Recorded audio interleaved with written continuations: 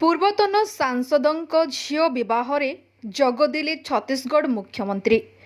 ନବରଙ୍ଗପୁର ଜିଲ୍ଲାର ପୂର୍ବତନ ସାଂସଦ ପରଶୁରାମ ମାଝୀଙ୍କ ଝିଅ ପୁଷ୍ପାଞ୍ଜଳି ମାଝୀଙ୍କ ବାହାଘରେ ଛତିଶଗଡ଼ ମୁଖ୍ୟମନ୍ତ୍ରୀ ବିଷ୍ଣୁଦେବ ସାଏ, କେଦାର କାଶ୍ୟପ, ଗଣଶିକ୍ଷା ମନ୍ତ୍ରୀ ନିତ୍ୟାନନ୍ଦ ଗଣ୍ଡ, ଯୋଗାଣ ଖାଉଟି ମନ୍ତ୍ରୀ କୃଷ୍ଣଚନ୍ଦ୍ର ପାତ୍ର, ସାଂସଦ ବଳଭଦ୍ର ମାଝୀ, ନବରଙ୍ଗପୁର ବିଧାୟକ ଗୌରୀଶଙ୍କର ମାଝୀ, ଝରିଗାଁ ବିଧାୟକ ନରସିଂହ ଭତ୍ରା, ଜିଲ୍ଲା ସଭାପତି କୁଞ୍ଜ ବିହାରୀ ଦାସ, କଟପାଡ଼ ବିଧାୟକ ରୂପୁ ଭତ୍ରା, ମାଲକାନଗିରି ବିଧାୟକ ନରସିଂହ ମାଡକାମୀ, କଣ୍ଟାବାଜି ବିଧାୟକ ଲକ୍ଷ୍ମଣ ବାଗ ପ୍ରମୁଖ ଯୋଗ ଦେଇଛନ୍ତି। ଏଥିପାଇଁ ପ୍ରଶାସନ ତରଫରୁ ସୁରକ୍ଷା ବ୍ୟବସ୍ଥା କଡ଼ାକଡ଼ି କରାଯାଇଛି। ଆଜି ଛତିଶଗଡ଼ ମୁଖ୍ୟମନ୍ତ୍ରୀ ଶ୍ରୀ ସାଏ ହେଲିକପ୍ଟରରେ ଯୋଗେ ମୈଦଲପୁର କଲେଜ ପଡ଼ିଆରେ ଓହ୍ଲାଇଥିଲେ।